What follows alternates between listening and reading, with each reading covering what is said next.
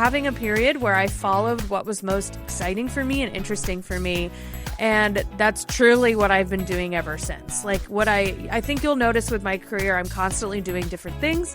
And that's simply because I am following what's the most fun for me at the time. So you'll notice that I'll be doing something for a while and then all of a sudden I won't be doing that anymore. I'll be doing something else. That's simply because I found joy in something else. The voice you just heard is Meg Lewis. Meg is a designer, comedian, and performer working to make the world a happier place. In this episode, you will learn the surprisingly simple strategy for building an authentic brand, how to stand out by combining your unique skills and passions, the trick to attracting big clients like Adobe, Pinterest, and Facebook, why collaborative artist agencies might be right for you, and so much more. So now, if you are ready, let's start the episode and talk to Meg.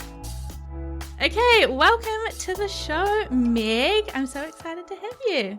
Yay! Thank you so much for having me. I'm excited to be here. Let's chat. Let's do it. Well, as the people will have just heard, they have learned everything about you. Well, not everything yet, but they've heard a little bit about what you do right now.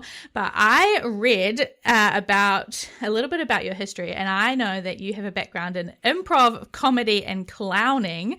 And I would love to hear a little bit of the kind of Cliff Notes version of how you got from clowning to what you do now. So tell me a little bit about that journey. Yes. Wow. So when I was a kid, when I grew up, I wanted to be a comedy actor. I wanted to it was truly my dream was to make people smile and to make people happy. And I wanted to be a comedy actor, or I wanted to just have money so that I could hand out cash to people on the street.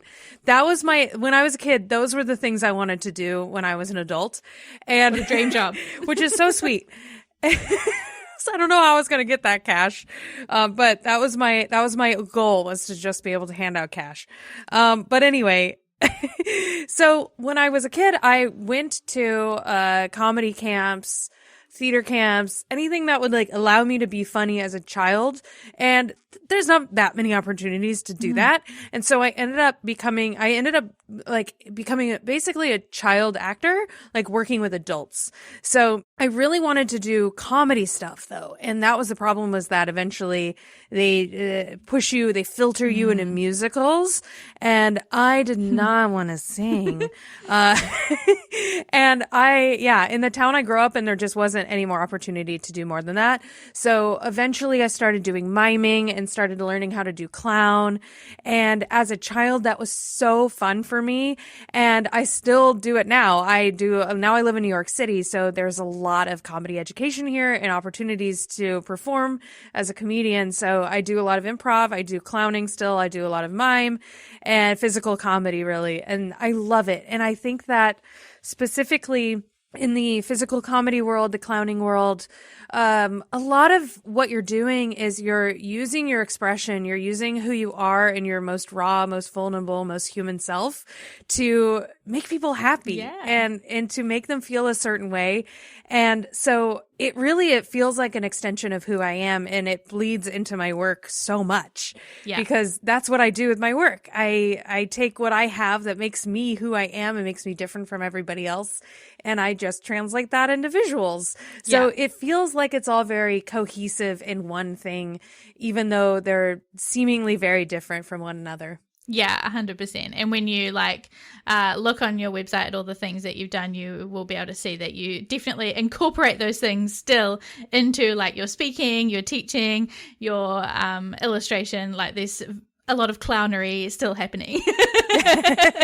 A lot of performing, a lot of I've seen you on the bounce shoes, jumping around. Oh yeah. And, doing a lot of performing and all of that stuff. So definitely incorporated 100%. And so how did you start then, I guess, becoming a visual artist, illustrating, designing, drawing? Where did that come from? So I was never, I was always not the quote unquote creative one growing up, which was really sad for me. I grew up around a lot of creative people, and I was the one that wasn't creative. Interesting. Yeah. With a capital C, Mm-hmm. creative. Like I would always enter into coloring competitions and I couldn't do it. I feel like wasn't a perfectionist enough for that. Yeah. So I like would never win. And I didn't enjoy crafting. Like I didn't have what I felt like was everyone's definition of what creativity meant.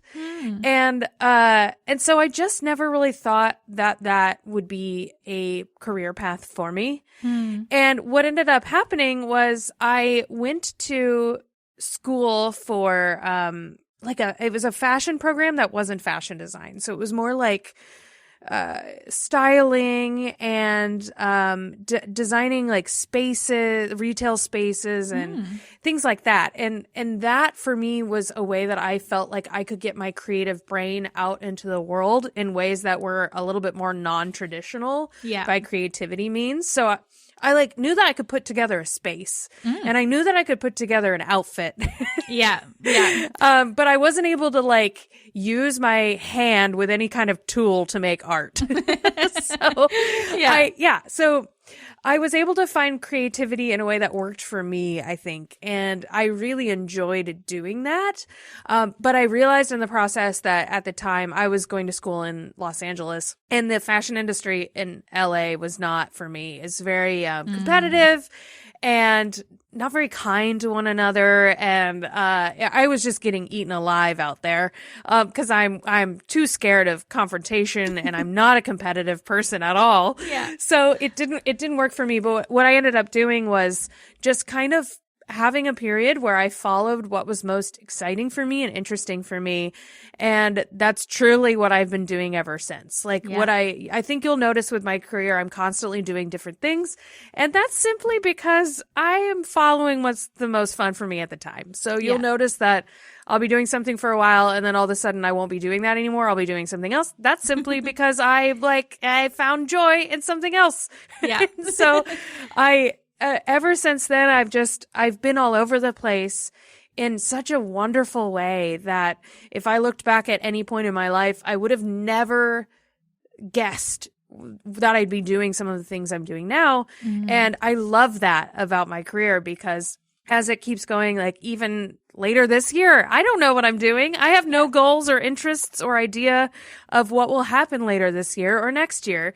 And I hope that I can keep that mindset because so far it's proven to me that I always end up off in some sort of far off direction that I could have never seen coming for me. And that is so exciting because I think whenever I set specific parameters or goals, I guess, for where I want my career to go, I'll probably like just get there. You know, I think that's what happens with goals. You like meet them and then you set yourself a new goal. That's boring to me. I like having no goals and then just following what's exciting for me and seeing where that ends up. Like I'm currently in learning how to fight. I'm in like a stunt performer school right now. I would have never thought I would be doing that. But I'm having a really fun time learning how to kick people. And this week we learned how to pull people's hair and throw them around the room. It's so fun. I love that. That's amazing. Yeah, that's one of the questions that I was going to ask you about later, but maybe we can talk about it now, is the fact that you do so many different things. And I love that about you. And I think it's such a good example for creatives because one of the questions I get all the time and people worry about all the time is like, I'm a multi-passionate creative, but I worry that as a brand, quote unquote, I have to narrow myself down and I have to only do one thing and I have to be known for this one specific thing. And if I bust out of that one thing, it's going to be a disaster and everybody's going to be confused. And so tell me, I guess, your thoughts on that in terms of building a brand and being consistent, but still having all of these different passions and following all of that, because there's kind of this balance of being consistent and building a brand, but still allowing yourself to follow all those passions and all of that. Absolutely. Well, it's kind of like the age-old conversation of should I be a generalist or a specialist? And okay, so I will say it's absolutely helpful to have a thing, a recognizable thing that places you and people's minds as being like the person that does that thing. I get it. I do that a lot. And that's the reason why I've worn these glasses for so long, because it really helps people to remember who I am. And it's very helpful. Like even just navigating my life on the street, like in my neighborhood, people immediately remember me because of my glasses. It's like a way to place me. And it's so helpful to just have a thing because it's easier for other people when you do. And so there's a couple things here. All of us there's another way to have a niche that I found, and it's by allowing your brain to sort of be your thing. So now I'm a generalist in that truly I'll do absolutely anything, as we know. I'll paint a mural or maybe make a Christmas album or start a magic show or, like I'll do anything. Yeah. But I allow my brain to sort of be my specialty. So as long as I'm staying true to what my unique brain has to offer, and I'm filtering that through everything I do. I think it's a very like artist's way of thinking about work is I make sure that my brain is what's coming through. So my brain, my unique brain is my thing now, and I'm allowing that to filter through in whatever medium that wants to come out at the time. And I think in doing that, it also helps other people realize and be more comfortable as being a complicated person. We're all so many different things combined. We're all really multifaceted and really complex and have many different interests that don't like go together. Yeah. But they do go together because they exist within us. And I think that humans are just not very good at they're not trained to think of other people as complex individuals. We like to categorize and bucket and just place people in our minds so that we can move on and solve our other problems. And that does a lot of harm to a lot of people. So it's helpful for me to remember that in doing this and being loudly like complicated, it helps other people to be like, wait a minute, I'm complicated too. And maybe there's a way I can figure this out for myself as well. Yeah. Yeah. I love that. And I think that's so right how you have approached it, because that's how I think about you is I'm like, okay, Meg, it does all these different things, but how I remember you is through like your style. Like I feel like all of the different things you do have a consistent style across like the resources that you make, the workshops you host, the like clothes that you wear, the like all of the things have this consistent style. And also like I guess your like mission is always the same, right? Like we were talking about like making people have fun and helping them be happy and all of that stuff. Like the mission is the same throughout all of the different mediums. And so that's what I always associate with you, regardless of the medium that it's coming through. So I think, yeah, it's definitely a helpful approach for artists to think about, no matter what medium I'm doing, what is a different way of niching myself down or creating a brand in different ways. So I love that for sure. We have a lot of options now. I think that's a wonderful thing. And there's a lot of room for designers and creatives to work as either sort of like we have two options. We can work as what I would call problem-solving designers, where you have to put your own taste and style aside in order to solve the problem for like the brand or whatever you're working for.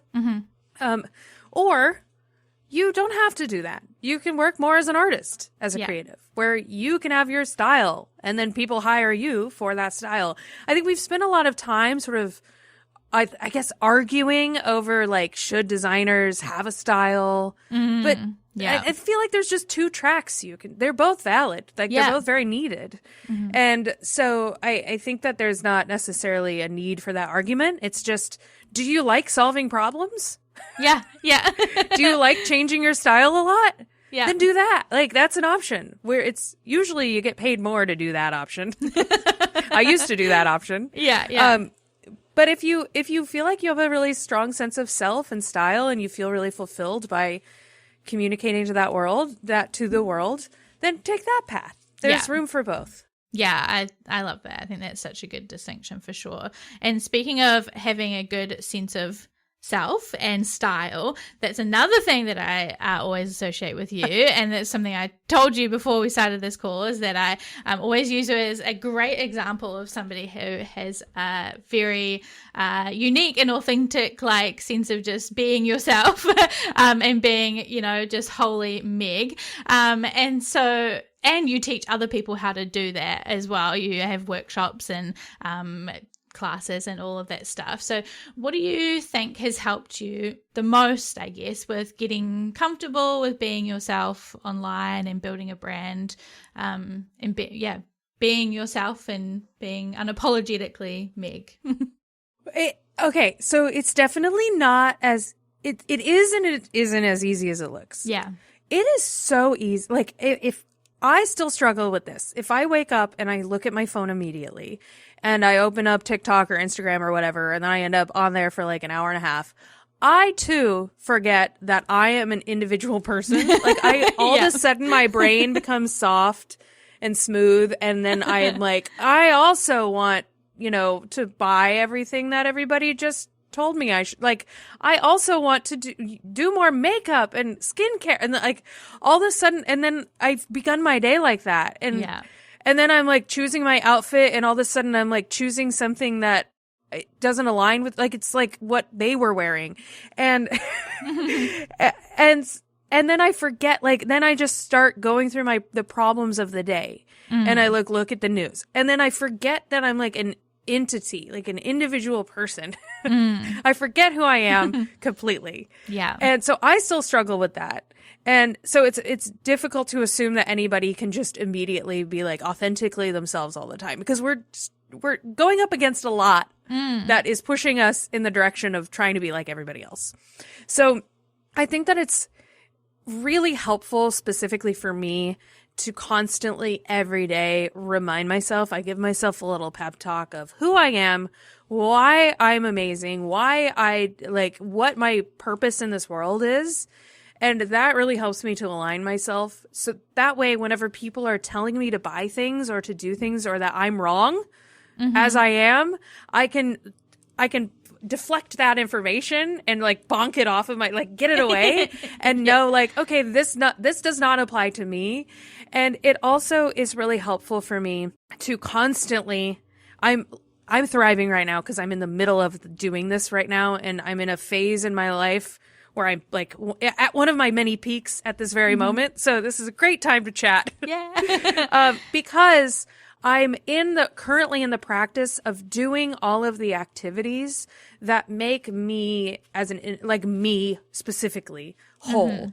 So I'll go through phases in my life where I'm like not feeling as good about myself.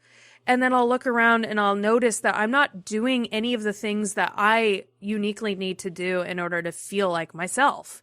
And those activities for me are very different than anyone else in my life. And so it means that I have to go out and do a lot of things by myself, which I think we're conditioned to not want to do that. And it feels awkward and uncomfortable, especially if you're out of practice of doing that. But it's very helpful for me to constantly be doing things that make me feel whole. For me, that is like doing this like circus performance stuff. It's like trying new activities like stunt school. It's like, I have to be dancing. I have to dance a lot. I love dancing. So I have to do that a lot. I have to walk a lot. And I have to try new things a lot. And so that means whenever I need to feel in touch with myself, I have to do all of these things very often and have them as a regular part of my schedule so that I can feel in touch with what makes me amazing. Because I find that if I just start to kind of mush into the lifestyle of just the people that are around me, and I start to just do all the things that they like, which I also enjoy, they're not necessarily, those are the things that other people like. And I like them because I'm enjoying them with my friends. But there's so many other things that are so important to me that make me feel so fulfilled that I need to constantly do regularly. And that practice of doing that and giving that gift to yourself really bleeds into so many other things. It gives me a beautiful mental clarity of who I am and what my brain has to offer that's separate from other people. It gives me the comfort of being alone with my own thoughts, which I have so many more epiphanies and ideas, and my creative brain is just on fire when I'm in these types of periods in my life. And so it helps me make better work. It helps me feel more fulfilled. And it also just makes me feel so much more in tune with just who I am outside of the person that the world like is trying to pressure me into being all the time, which none of us are that person. Yeah. So it's so helpful just to have this like regular practice of separating yourself from all of that noise and being by yourself and constantly reminding yourself of like, no, I am unique. I am not that person they want me to be. I'm this other person. And then like get into that practice regularly with yourself, because it really, once you get it, it's easy to keep the momentum up, and it doesn't feel as awkward spending so much time alone after a while. Yeah. That is such good advice, and such like practical, like kind of advice that makes me go, oh, duh. Because I think when people think about like, oh, how do I build this like authentic brand, or how do I show up authentically, there's all this like strategic social media advice, I guess. And you think about like, oh, I have to do this on Instagram, or I have to post in this way, or whatever. But actually, the most practical advice is actually to just go and be yourself, and like just go and do things that are you. And then by doing that, it's gonna automatically, like you said, like flow into the rest of your life and just help you to be yourself by just being yourself. It's kind of just like, oh, duh. That's such a good point, because all of last year, I got in my own head too much about exactly what you're saying, where you're like, what am I supposed to be doing? What is the right way to do things? I was like constantly asking myself that, of like, somehow I got very out of touch with what I normally, like where my brain normally makes decisions. And I was like, I couldn't figure out okay, I'm sure you've noticed social media feels really weird right now. And everybody's tired of being virtual. Like it's like people are just fatigued. And last year I was very much like, I don't know what people want. Like normally I can read the room and know how I can be helpful. And I couldn't read the room. Like I couldn't figure out where culture was going and how I could be useful. Like I couldn't figure out what people needed me for so that I could help. So I was asking so many questions and trying to figure out what's going on so much that I wasn't able to do anything. Like I truly wasn't. I was very confused, and I didn't know how to move or like what I should be doing with my time, because I was trying to figure something out. And I don't know how this happened to me. I don't know why I was having such a crisis, because I don't normally do this.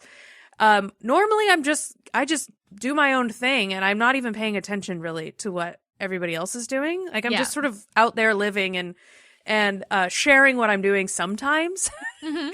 And so, last year for some reason I was just very hung up on trying to understand what was going on and what I was supposed to be doing. And I think that that's what happens a lot with people, where you're like, okay, how do I play the game? Like, how do I do this right? What are the steps I need to take? And exactly what time should I post? And what should it look like? And what does the caption say? And there's just so much that we're constantly asking ourselves. And I think I was trying to maybe do that last year. I don't know. Yeah. But anyway, this year I don't know. I think I just needed to wait for my brain to have its own like little clarity moment.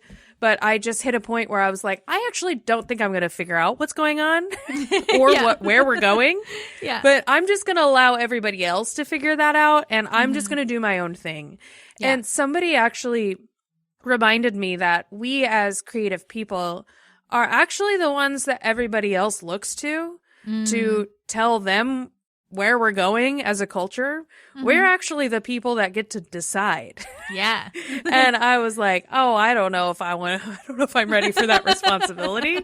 But I do feel like we're at a place where the world is on fire. Everything's terrible. And what the most evil parts of the world want is no humanity, no individualism, no joy, no happiness. They want to suppress us and turn us into the same person.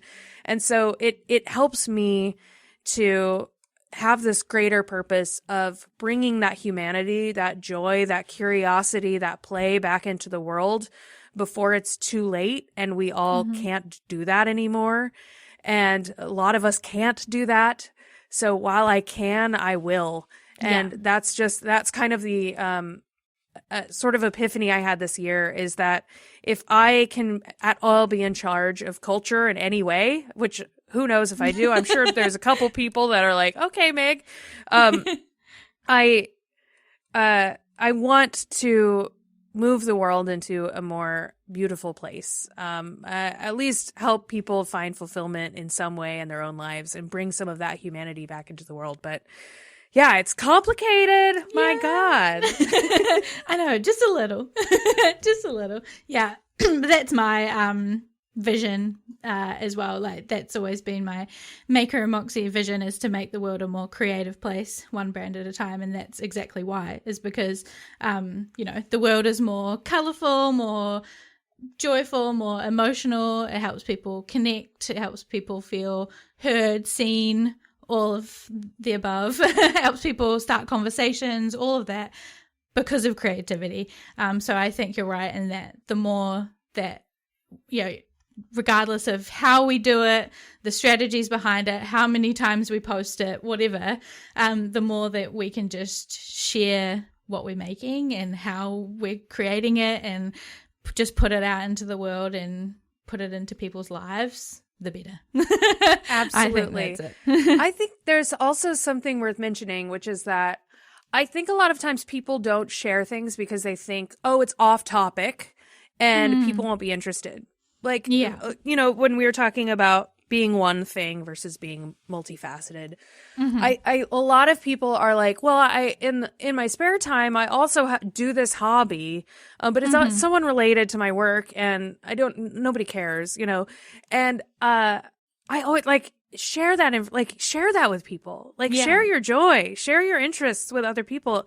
And even if people aren't interested in those things, all the stuff that I share and talk about, nobody cares. Nobody's interested in those things too. But the wonderful thing is that I think whenever people see me loving something or enjoying something that they don't care about, their reaction is like, oh, Meg, I'm so happy for you. Go you. I don't care about that thing. That doesn't interest me, but look at you enjoying that thing. And I love that. That's the world I want to live in, where we're each celebrating our own unique interests and allowing each other to have them and celebrating those things for those people at the same time. It's just really fun. And I hope that more people are able to do that and feel like they don't have to just be one thing all the time, because that's impossible and so difficult to suppress yourself like that. Yeah. It's just a little boring. Yeah. And I think if you'd just been like, well, I'm just going to draw stuff and I'm not going to share that I also like clowning and improv and all of that stuff, that never would have led you to where you are now and being able to you just made a class with Skillshare that's like a hit class for creativity, which is so cool and creative and wild, but was born, from what I understand, because you were just I love this hit class energy and creativity, and there's two passions combined together. Yeah. And if you didn't combine those interests and share those things, those things would never happen. Exactly. So I think sharing those weird things that you're interested in, and there's a lot of creatives out there who are oh, I'm an artist, but I'm also really interested in fantasy books, and then they get to design art book covers, or it's those combinations of our interests that get us to these unique places in our careers and in our lives that lead to really beautiful places. And so I think that's the beauty of sharing the weird and wonderful things that you love. Yeah, exactly. So many people, I think they're oh, well, I'm a brand designer. How could I possibly do brand design in a way that nobody else has? Feels like or style even. It feels like everything, so many people. Feels like everything's been done.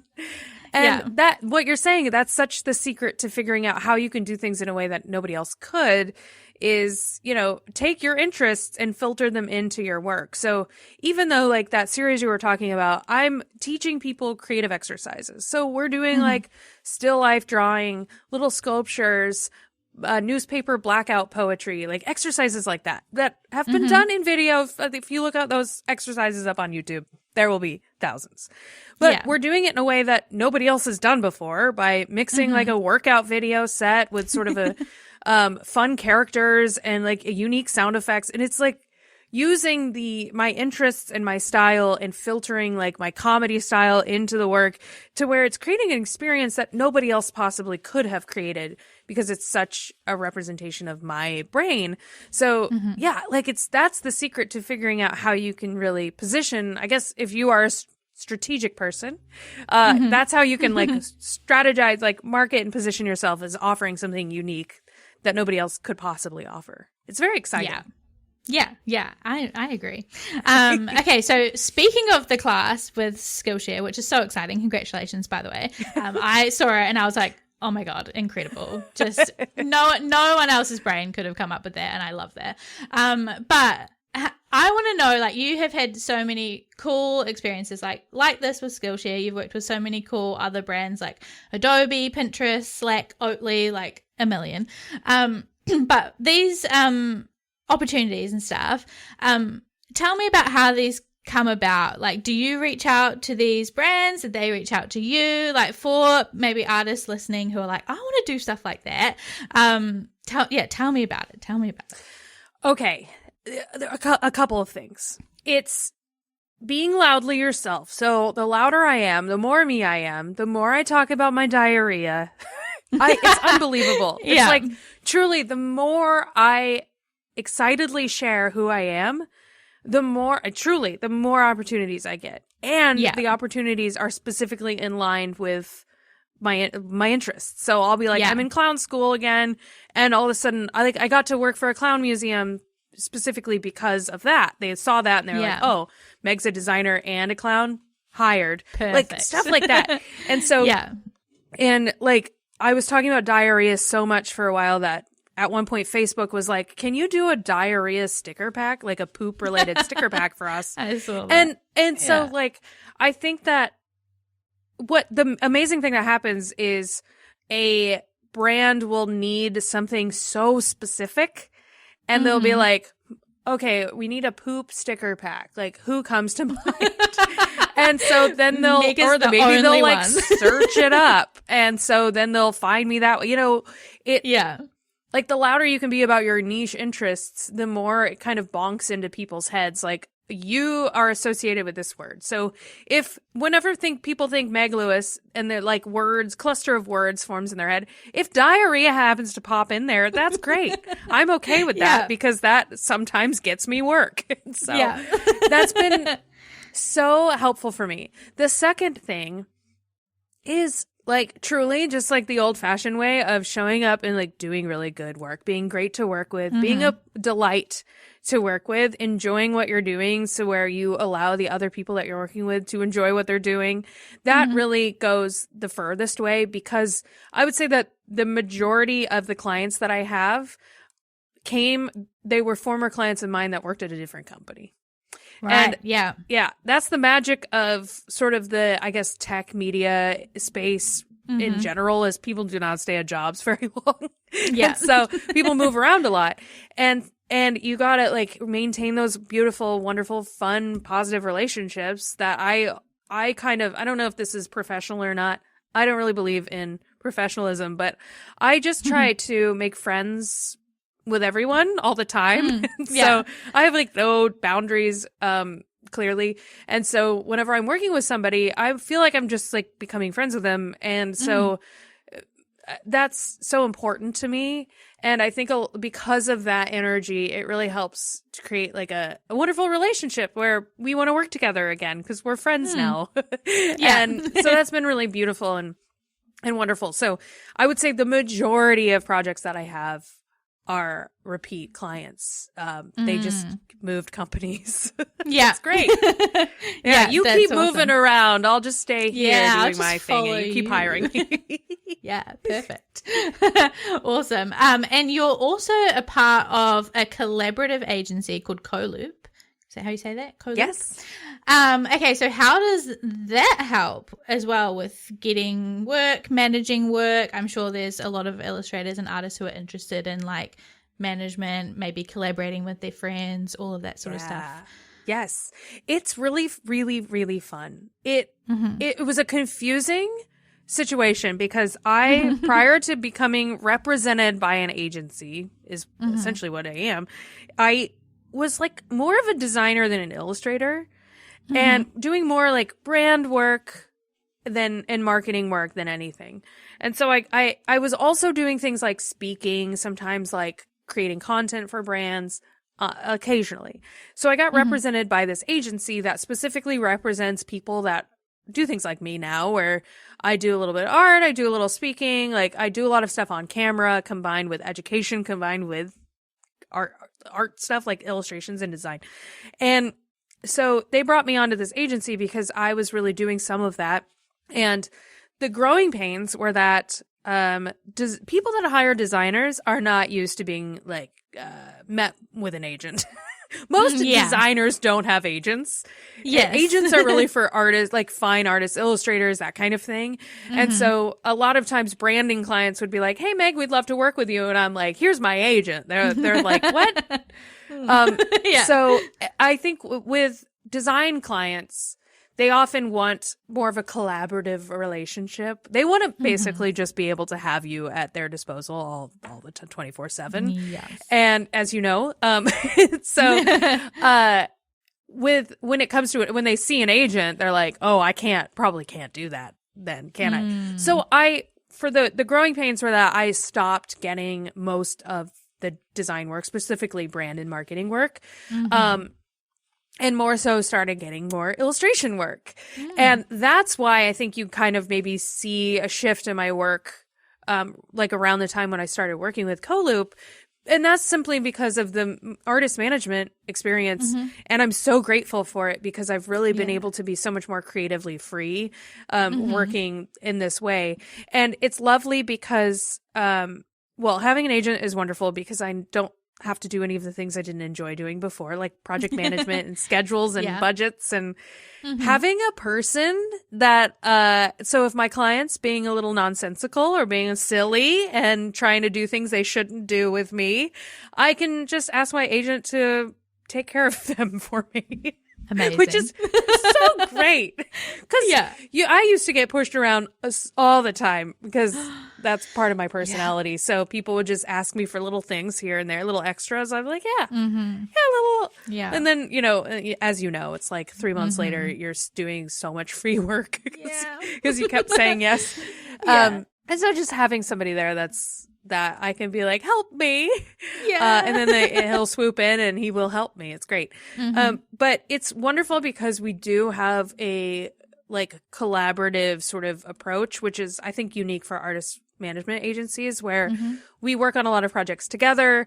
A lot of times we'll get clients where they'll hire each of us to do like, for example, the project I worked on with Pinterest was a huge sticker series for them.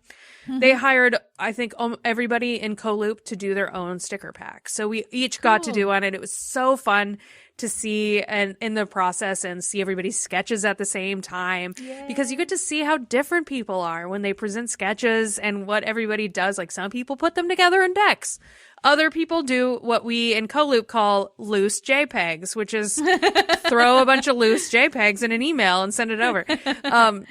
So it's so fun to work that way. We've done some projects together for clients where, like, we designed a bunch of murals together where we each, like, two of us designed murals together, which was really fun. I love doing that when you have another creative partner and you can design a little bit and then pass it to them and they add to it and they pass it back. You can like keep passing it back. So fun. So it's great. Awesome. I love like having community and friendship, like having people by your side when you're a solo business person in any way is so helpful.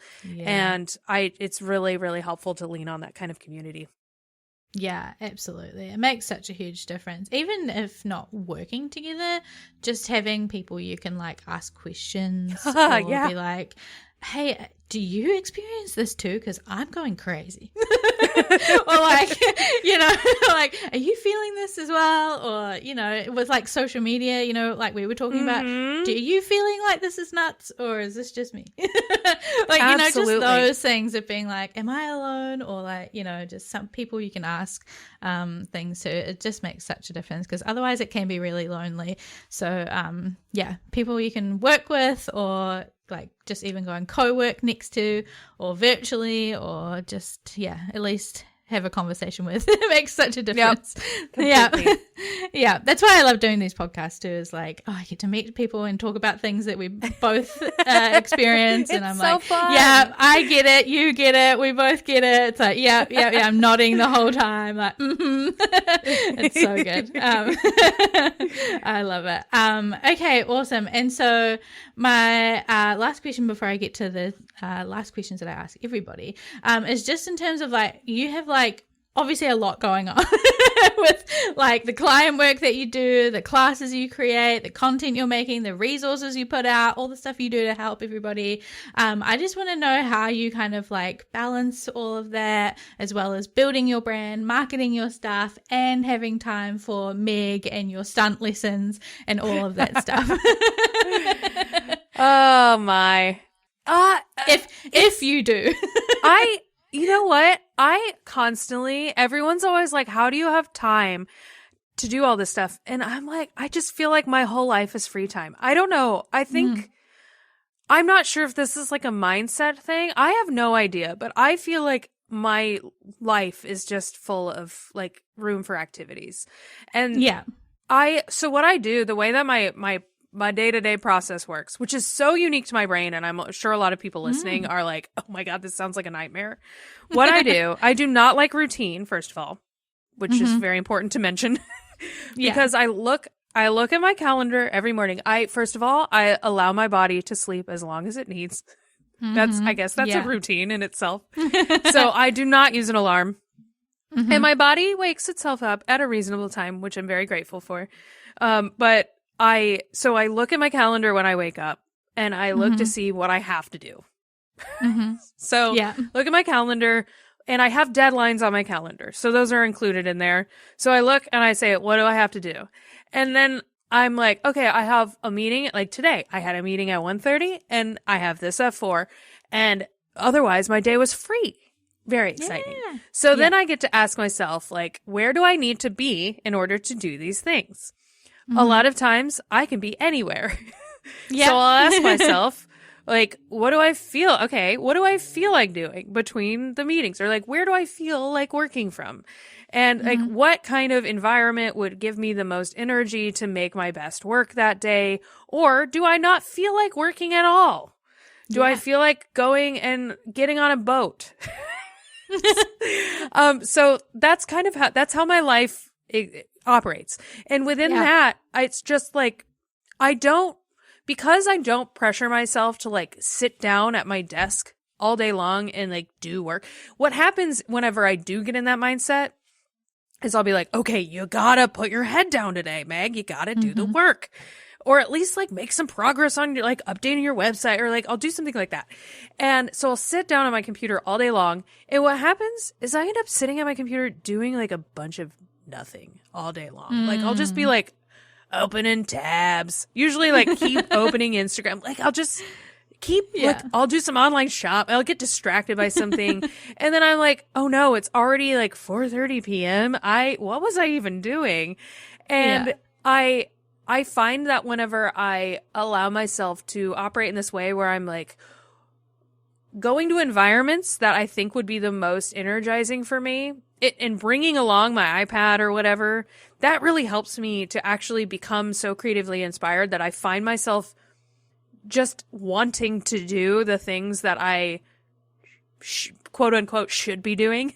Yeah. So I'll find that like I'll find that, okay, I'll go to a brewery today. And then I get to the brewery and I'm like, this energy in here is fantastic.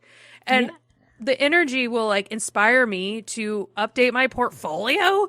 And then all of a sudden I'm like doing something that if I would have like frustratingly tried to do on my laptop at home or something, I like wouldn't be able to do. So I think that it's a matter of just blending my like work lifestyle into what my brain actually needs. And a lot of people need structure and repetition, but that is not what my brain likes. So it's like, I think it's a process that works very specifically for me. So within that, I think that every day feels like I just have nothing but free time except for like a couple of meetings. So it like, I feel like I just have so much time to do whatever I want, which is fantastic. Yeah. I'm the same with you on like no routine. I hate having that's great to hear. I often don't hear from people that like no routine. Yeah, no, I hate it. And I hate having to like, that's why I can't have a real job, quote unquote, I'm doing air quotes. I hated having to like be in a certain place at a certain time. I was like, I hate this. Yeah, I think once you also get used to the freedom, it's really hard to all of a sudden have someone tell you you have to be somewhere every day. How dare you? Rude. Yeah. No, I will be wherever I want. Thank you. Yeah. Okay, my last question is the question that I ask everybody.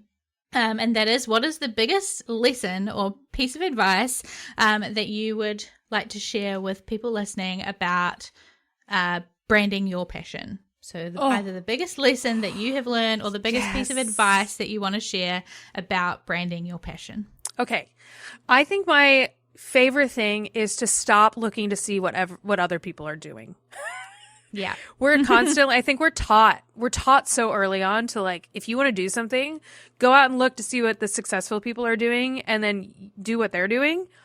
But my goodness gracious, that does not, that formula works for them. It's not going to work for you. And we all need, like, I have to constantly stop myself from looking at Pinterest, for example, if I'm trying to get inspiration for, because then I am just as guilty as anybody. If I do that, I'll make work that looks like those other people. And oops. And so it's like and again, talking about portfolio sites, it's, I think what we all do is we go and we look like, what is a portfolio site look like? So we go and we look at other people's, and then we kind of just like do that, but with ours. And it's just, that's another way in which we all just end up conforming and becoming the same person. And it's another way that we kind of just become beholden to trends, which, you know, trends exist in order to sell more things. Like, trends exist so that we feel a discontent with how we look and at what we're doing with ourselves. Like so that we feel like we're behind all the time and we need to buy more things to catch up. And if we're constantly just looking at what everybody else is doing and just doing that too, we're just like a part of that trend following cycle. And so if we can figure out who we are that's separate from other people and find a way to communicate who we are as individuals visually within ourselves and to communicate our personality and our lifelong points of inspiration that don't have anything to do with trends that are happening right now, if we can figure out how we can just create a career and explore that and share it visually with other people, then we can show the world that we're doing something unique and interesting, and we'll probably end up becoming the people that everybody else looks at and studies what we're doing, but they shouldn't.